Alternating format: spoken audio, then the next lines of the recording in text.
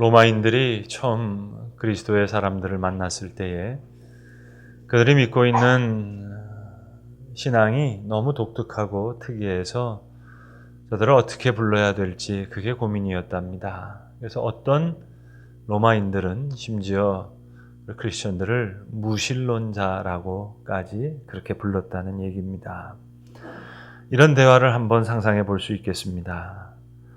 초대 그리스도인들의 신앙에 대해서 이웃들이 이런 질문을 던집니다. 당신네 신전은 어디에 있냐고. 그러면 크리스천들은 대답하면 우리는 신전이 없다고. 어떻게 그럴 수 있냐고.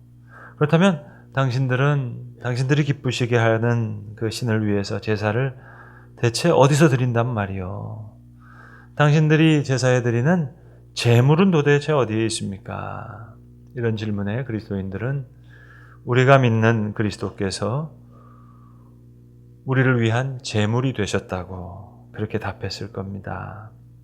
그리스도께서 모든 제물을 종식시키시고 스스로 제물이 되셨고 그리스도께서 모든 신전을 종식시키시고 우리를 성령의 전으로 삼으셨다는 이 크리스천들의 고백이 이 영적 실체가 워낙 특이해서 로마인들은 그리스도인들을 어떻게 불러야 할지 고민했습니다. 반면 오늘날 우리 사회의 대다수 사람들은 기독교를 아마 종교로 또 어떤 도덕 체계로 그렇게 여길 것입니다. 이것이 우리의 아픔입니다. 이것이 우리의 문제입니다. 또 우리의 뼈아픈 현실이기도 합니다. 원래 처음에는 그렇지 않았습니다. 기독교는 전혀 다른 어떤 무엇으로 그렇게 인식되었습니다. 종교란 인간이 신을 찾는 어떤 것이지만 기독교는 오히려 반대입니다. 인간이 신을 찾는 것이 아니라 사람을 찾아오신 하나님에 대한 이야기입니다. 성경은 그렇게 우리를 만나러 오신 하나님에 대한 이야기입니다. 마태복음, 마태는 세리였습니다. 당시 죄인 중에 죄인이라고 일컬어졌던 세리 마태였습니다. 그가 예수님을 만납니다. 아니, 예수님께서 그를 만나 주십니다. 세관에서 그를 부르십니다. 그리고 마태가 변했어요. 그리고 주님이 하신 말씀을 기록하고 주님이 만나 주셨던 사람들에 대한 이야기를 우리에게 들려줍니다. 마태의 간증입니다. 이게 마태복음서입니다. 마가복음은 오순절 성령 사건이 있었던 그 마가의 다락방, 그 집 주인집 아들입니다. 그는 실수가 많았던 청년이었습니다. 실패가 많았습니다. 그런데 그가 하나님을 만납니다. 아니, 하나님께서 예수 그리스도를 통해서 그를 만나 주십니다. 그의 간증이요 증언입니다. 요한복음을 기록한 사도 요한을 우리는 흔히 사랑의 사도라고 그렇게 기억합니다마는 요한이 원래부터 그랬던 사람이 아닙니다. 그의 별명은 우레의 아들들이었습니다. 그 형과 함께 예수님의 우편과 좌편을 탐했던 그런 이기적인 사람이었습니다. 근데 그가 변해요. 예수님을 만나서 그가 변합니다. 요한복음이란 그가 간증하는 그의 증언입니다. 복음서만이 아닙니다. 예언서도 마찬가지입니다. 예언자들의 간증이고 증언입니다. 오늘 요나서, 누가 만들어낸 동화 이야기가 아닙니다. 요나라고 하는 실제적인 선지자의 간증이요 증언입니다. 요나서에서 보시면 요나는 계속 어디론가 내려가는 사람으로 그렇게 묘사되어 있습니다. 욥바로 내려가서 배를 타고도 배 밑창으로 내려가서 계속 밑으로 내려가고 있습니다. 오늘 마침내 그는 바다 가장 깊은 시면에까지 더욱 내려갑니다. 6절에 보시면 내가 산의 뿌리까지 내려갔사오며 제일 바닥으로 내려갔어요. 그리고 요나는 물고기 뱃속에 들어갔다가 하나님의 은혜 가운데 물고기 뱃속에서 나옵니다. 그리고 오늘 제가 봉독해드린 요나서 2장에 나오는 아름다운 기도, 은혜로운 찬송과 같은 이 기도로 하나님 앞에 감사 기도를 드리고 있습니다. 내가 받은 고난으로 말미암아 여호와께 불러 아뢰었더니 주께서 내게 대답하셨습니다. 그 기도는 이렇게 시작됩니다. 내가 스올의 뱃속에서부터 부르짖었더니 주께서 내 음성을 들으셨나이다. 이렇게 시작해서 마지막엔 내가 감사하는 목소리로 주께 제사를 드리며 나의 소원을 주께 갖겠나이다. 구원은 오직 여호와께 속하였나이다. 기가 막힌 기도를 해요. 기가 막힌 찬송을 불러요. 그런데 여러분, 우리는 그 뒷이야기를 알잖아요. 이 기도를 드리고 이 찬송을 부른 후에 요나는 더 나빠집니다. 더 불평이 많아져요. 더 불만이 많아지는 사람이 됩니다. 하나도 변하지 않습니다. 바뀌지가 않습니다. 이게 요나입니다. 여러분, 누가 요나의 이야기를 우리에게 전해줬을까요? 물고기 뱃속에서 하나님께 드렸던 기도를 어떻게 다른 사람이 알 수 있습니까? 그걸 알 수 있는 방법은 유일한 오직 하나죠. 요나 자신이 모든 일을 겪은 후에 다른 사람에게 이야기한 거죠. 여러분, 어떤 사람이 이런 바보 같은 이야기, 자기가 지독한 죄인이라는 이야기를 세상에 알릴 수 있을까요? 하나님의 사랑과 은혜 가운데 완전히 새롭게 된 은혜와 기쁨의 감격을 누린 사람만이 할 수 있는 이야기입니다. 오늘 본문 뒤에도 보시면 다시 여호와의 말씀이 두 번째 임하여서 니느웨로 가라 그럽니다. 니느웨로 갑니다. 말씀대로 전하라 그럽니다. 전합니다. 가긴 갔고 전하긴 전했습니다마는 니느웨가 망하는 것을 보기 위해서 그 도시 바깥에 머물렀던 사람입니다. 그렇게 고집을 부리면서 반항하고 갈피를 못 잡는 선지자였음을 우리는 어떻게 알 수 있을까요? 요나 스스로, 요나 자기가 이야기한 겁니다. 자기의 부끄러운 과거를 얘기한 거예요. 오늘 이렇게 요나서 2장에서도 기가 막힌 찬송을 부르고 기도를 드렸는데 참 묘한 기도예요. 묘한 찬송이에요. 아직 아버지의 마음을 모르고 있거든요. 오늘 이 기도는 마치 시편 42편에 나오는 그 신앙의 고백처럼 거기에 견줄 만큼 참 아름다운 그런 기도의 내용입니다. 다윗이 고백하지 하나님이여 사슴이 시냇물을 찾기에 갈급한 같이 내 영혼이 주를 찾기에 갈급하나이다. 마치 그렇게 하나님을 찾았다는 거예요. 내 영혼아 내가 어찌하여 낙심하며 어찌하여 내 속에서 불안해하는가. 너는 하나님께 소망을 두라. 나는 그가 나타나 도우심으로 말미암아 내 하나님을 여전히 찬송하리오다. 마치 시편 42편에 나오는 그런 찬송과 기도 같아요. 그런데 요나는 변하지 않았어요. 지금 요나는 그렇게까지 낱낱이 자기 자신을 스스로 벌거벗기고 있는 겁니다. 물고기 뱃속에 들어가서 3일 만에 나왔는데도 하나님의 마음을 알지 못해요. 더 나빠졌어요. 더 불순종의 길을 갑니다. 이런 기도를 드렸는데도 자기는 변하지 못했다는 그런 간증이에요. 그런 증언이에요. 그가 들려주니까 우리가 들을 수 있는 거죠. 뱃속에서 혼자 기도한 내용을 어떻게 알 수 있겠습니까? 요나가 다시 만난 하나님. 기도 중에 하나님을 다시 만났다고 하지만 사실 그것도 부족한 깨달음이었어요. 그런데 하나님은 끝까지 요나를 다시 부르시고 다시 요나를 사용하시는 거예요. 여호와의 말씀이 요나에게 임했다 말씀합니다.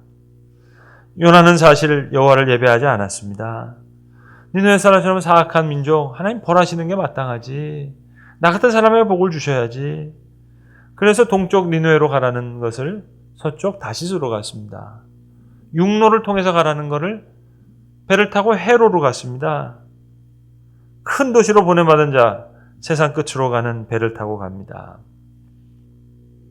제 목양실에 보시면 이만한 크기의 액자가 딱 하나 있습니다.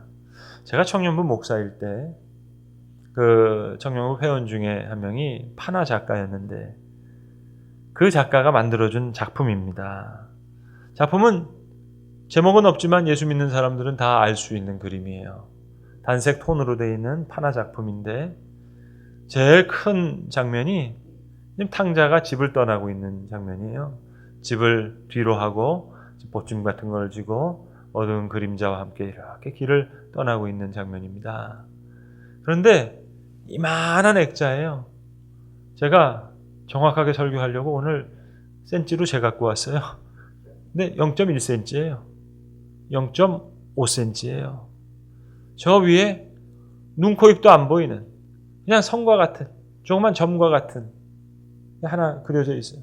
그러나 예수 믿는 사람은 누군지를 다 알아요. 탕자의 아버지예요. 아무런 소리가 들리지 않습니다. 눈, 코, 입도 없습니다. 그러나 누가 뭐래도 그 작품의 핵심은, 중심은 요만하게 보이는 그 탕자의 아버지에 있어요. 하나님은 그냥 그렇게 그분의 존재를 우리에게 항상 드러내십니다. 때로는 눈에 잘 안 보이죠. 때로는 잘 감지되지가 않는 것 같죠. 물고기 뱃속에 들어가기 전에 요나는 탕자의 비유에 나오는 탕자와 같아요. 물고기 뱃속에서 나와서는 탕자의 형처럼 행동합니다. 더 나빠져요. 그러나 아버지는 탕자에게도 아버지고 탕자의 형에게도 아버지입니다. 지난 수요일 우리 전도사님 부임 설교가 있었는데 너무 은혜로운 말씀을 해주셨어요. 저도 오늘 며칠 전부터 주일 그 말씀을 준비하면서요. 목요일부터 제가 그 전도사님한테 그랬어요. 이번 주에는 1부부터 4부까지 전도사님이 그냥 말씀 전하시지. 수요일날 하셨던 말씀. 저는 그보다 더 은혜롭게 할 자신이 없으니까. 제 아내부터요. 너무 눈물을 많이 흘리면서 참석하신 성도들이 정말 눈물 많이 흘리시면서 은혜를 받으셨어요. 전도사님만큼 설교 은혜롭게 할 자신이 없으니까 전도사님 오늘 주일날 1부부터 4부까지 정말 다 해주셨으면 좋겠다. 제 진심이었어요. 출애굽기 34장을 본문을 가지고 전도사님 설교하셨는데 출애굽기 34장의 내용이 뭔고 하니 모세가 두 번째 돌판을 가지고 시내산에 올라가는 그 장면이에요. 전도사님이 신학교 다닐 때 아주 절망 중에 히말라야 산을 혼자 갔다가 그곳에서 만나주셨던 하나님 불러주셨던 음성을 해주시는 그 아주 감동적인 설교를 해주셨어요. 그 얘기는 저자한테 직접 들으시고 아니면 수요일날 참석하신 분한테 전해 들으시고 그런데 출애굽기 34장에서요. 하나님께서 중요한 말씀을 하세요. 그 시간부터 이제 이스라엘 백성들이 다 아는 마치 우리 대한민국 사람이라면 동해물과 백두산이 마르고 닳도록 애국가 가사를 다 알잖아요. 34장에서 하나님이 하셨던 그 말씀은 이스라엘 백성들이 다 아는 말씀이 됐어요. 자, 하나님께서 모세에게 말씀하는 겁니다. 내가 다시 돌판을 다듬어서 가지고 오면 그 판에다 내가 다시 내가 했던 말을 쓸 텐데 아침까지 일찍 준비해서 아침에 시내산에 올라와서 산꼭대기 앞에 내 앞에 서는데 아무도 너와 함께 오르지 못하게 하고 온 산에 아무도 나타나게 하지 말고 양과 소도 산 앞에서 먹지 못하게 하라. 혼자 돌판들을 깎아서 들고 올라오라는 거예요, 여러분. 여러분 이때 모세의 마음이 어땠을까요? 실패한 사람이잖아요. 첫 번째 돌판, 그 돌판이 어떤 돌판인데 깨트렸잖아요. 하나님 은혜 가운데 출애굽한 백성들이 지금 시내산 밑에서 그 짓을 했잖아요. 두 번째 돌판을 깎아가지고 올라가는 그 마음이 어땠겠어요? 근데 하나님은 어떻게 나타나시는가? 그냥 하나님을 선포하시는 거예요. 하나님의 하나님됨을 말씀하시는 거예요. 나는 여호와라. 자비롭고 은혜롭고 노하기를 더디하시고 인자와 진실이 풍성하신 여호와라. 하나님이로다. 이후로부터 이스라엘 백성들은 이게 애국가 가사처럼 이건 모르는 사람이 없는 거예요. 동해물과 백두산이 마르고 닳도록 그거랑 똑같은 거예요. 여호와는 자비롭고 은혜롭고 노하기를 더디하시며 인자와 진실이 많으신 하나님. 근데 요나서 4장 2절에 보시면은요. 요나가 거기서 딱 한마디를 빼요. 동해물과 백두산이를 빼고 애국가를 부르는 것과 똑같아요. 모든 사람이 다 아는 얘기예요. 그런데 니느웨가 회개하는 것을 보고 그렇죠 하나님. 하나님은 자비롭고 은혜롭고 노하기를 더디하시고 인자가 많으신 하나님. 진실이라는 말 하나 딱 빼요. 하나님 틀렸다는 거예요. 이스라엘 백성들이라면 틀릴 수가 없는 얘기예요. 동해물과 백두산을 빼고 부르는 애국가와 같아요. 하나님 틀렸다는 거예요. 하나님 자비롭고 은혜가 많으시고 노하기를 더디하시는 인자가 많으신 하나님, 진실하지 않다는 거예요. 하나님 틀렸다는 거예요. 그러나 하나님은 인자와 진실로 그를 대해 주시는 거예요. 이게 하나님이에요. 마태복음 12장에 보시면 서기관과 바리새인들이 예수님께 우리에게 표적 보여주시기를 원합니다 하실 때 예수님께서 악하고 음란한 세대가 표적을 구하나 요나의 표적 외에는 너희에게 보일 표적이 없느니라. 요나가 3일 밤낮을 물고기 뱃속에 있었던 것처럼 인자도 밤낮 사흘 동안 땅속에 있으리라. 우리나라만 빼고 세계 모든 나라가 외우는 사도신경에 다 있는 사도신경의 내용이 있습니다. 우리는 장사된 지 사흘 만에 부활하셨다 그러는데요. 우리나라를 제외한 모든 세계의 사람들은 사도신경을 고백할 때 장사되어 지옥에 내려가셨다가 그리고 3일 만에 부활하시는 거예요. 3일 만에 지옥에 내려가셨던 내용을 예수님은 요나의 비유로 당신을 비유하시는 거예요. 요나의 표적 외에는 보일 표적이 없느니라. 성경의 인물 중에서 가장 반항적이고 불순종했던 이 방탕한 선지자를 놓고 예수님은 요나와 당신을 일치시키시는 거예요. 이게 사랑입니다. 그래서 말씀하시죠. 심판 때 니느웨 사람들이 일어나 이 세대의 사람을 정죄하리니 이는 그들이 요나의 전도를 듣고도 회개하였음이거니와 요나보다 더 큰 이가 여기 있으니. 이 그리스도의 사랑과 은혜, 이것을 몰라서 우리는 실망합니다. 이 사랑을 몰라서 때로 자기의에 빠지기도 하고 이 은혜를 몰라서 스스로 신실하다고 자부하기도 합니다. 기도하고 찬송했지만 요나 아무것도 변하지 않았어요. 오히려 더 나빠졌어요. 더 불평의 사람이 됐어요. 더 불만이 많은 일꾼이 됐어요. 그럼에도 하나님은 끝까지 아버지의 넓은 사랑을 이야기해 주시는 거예요. 그분은 그분이 하실 일을 하실 분이에요. 그래서 요나는 사실 지금 부끄러운 기도, 부끄러운 찬송 하나도 안 변했거든요. 아름다운 기도처럼 들리지만 사실은 부끄러운 기도거든요. 그러나 하나님은 니느웨로 그를 보내시고 다시 니느웨를 향한 그분의 사랑을 선포하시는 거예요. 다시 요나를 부르시고 다시 요나를 사용하시는 거예요. 여러분, 물고기 뱃속에서 은혜로 구원받은 요나의 찬송과 기도가 이 정도라면 우리의 찬송과 기도는 얼마나 진실과 거리가 먼 기도와 찬송일까요? 그럼에도 불구하고 하나님은 우리의 기도를 들어주시는 거예요. 우리의 찬송을 귀하다고 여겨주시는 거예요. 이게 하나님의 사랑이죠. 사랑받을 만해서 사랑하는 것이 아닙니다. 오늘도 별의별 일이 다 일어납니다. 개인적으로나 가정적으로나 사회적으로나 교회적으로나. 그러나 하나님은 그저 묵묵히 자신을 선포하시는 거예요. 아버지의 사랑을. 오늘도 우리의 잘못된 기도를 들어주세요. 우리의 작은 충성을 큰 충성으로 여겨주세요. 우리의 작은 사랑을 큰 사랑으로 여겨주세요. 참 묘한 기도예요. 진실되지 못한 기도인데 하나님 진실되게 들어주세요. 묘한 찬송이에요. 어찌 보면 가증한 찬송으로 들려질지 모르겠는데 하나님 귀한 찬송으로 여겨주세요. 이게 은혜입니다. 기독교는 종교가 아닙니다. 도덕이 아닙니다. 여러분, 인간을 찾아온 신에 대한 종교가 있었던가요? 하나님이 사람을 찾아오시는 다른 어떤 무엇, 이 특이한 영적 실체, 이것이 우리 신앙의 본질입니다. 요나는 하나님께 불순종했어요. 끝까지. 물고기 뱃속에 들어갈 때까지 불순종한 것이 아니라 물고기 뱃속에 나와서 더 불순종했어요. 더 불평했어요. 더 불만했어요. 그러나 그런 요나를 하나님은 사랑하시는 거예요. 다시 부르시고 다시 사용하시고 다시 사랑으로 초청하는 거예요. 이 특이한 영적 실체.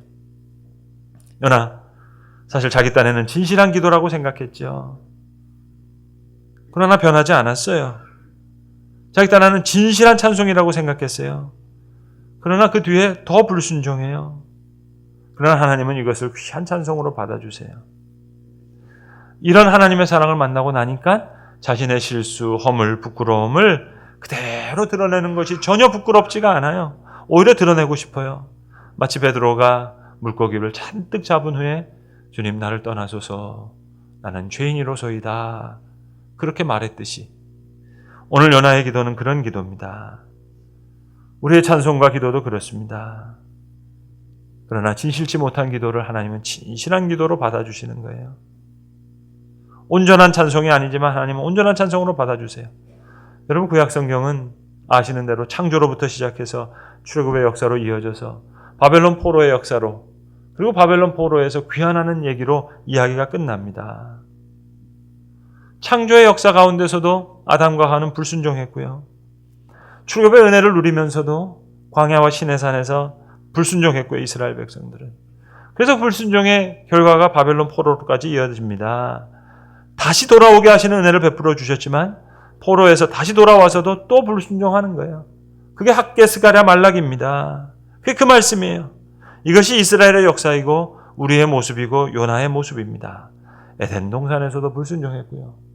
출애굽의 은혜를 받은 후에도 불순종했고요.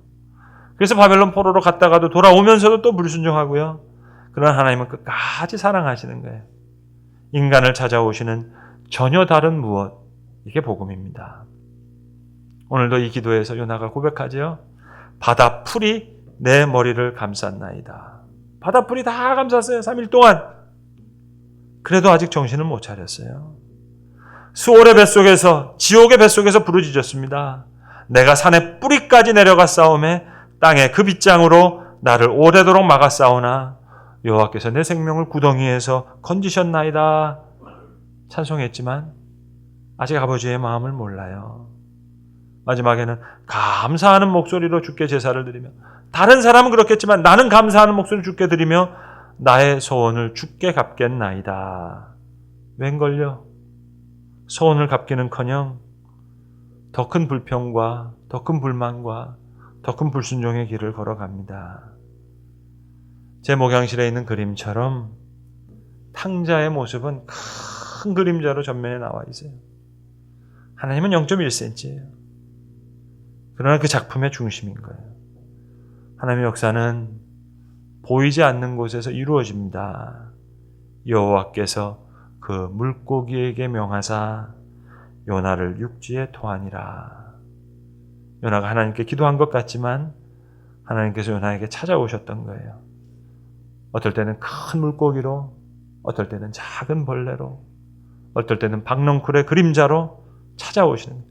계속 요나를 찾아가시는 거예요. 오늘날의 요나들에게도 하나님은 계속 찾아오십니다. 사건으로 말씀하시고, 예배 중에도 말씀하시고, 사람을 통해서도 말씀하시고, 큰 물고기로도 말씀하시고, 작은 벌레로도 말씀하시고, 하나님은 오늘날의 요나들에게도 그렇게 찾아오시는 것입니다. 기도하겠습니다. 아버지 하나님,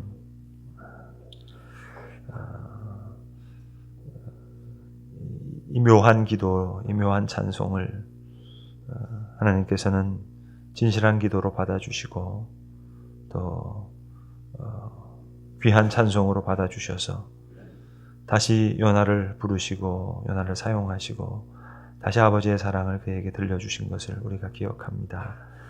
큰 물고기로도 찾아오시고 작은 벌레로도 찾아오시고 박넝쿨의 모습으로 찾아오셨던 주님, 오늘날의 요나들에게도 주님 우리 찾아오시는 줄로 아는데 주님 그 찾아오시는 하나님을 만나게 하여 주셔서 사랑과 은혜를 몰라 자기 의에 빠지는 사람 되지 않게 하시고 스스로 신실하다고 자부하는 사람 되지 않게 하여 주시고 오늘도 우리를 찾아오시는 하나님을 만나 새롭게 주의 은총을 경험하는 하나님의 사랑에 부르심에 응답하는 주의 사람으로 살게 하시옵소서. 우리 주 예수 그리스도의 이름으로 기도합니다. 아멘.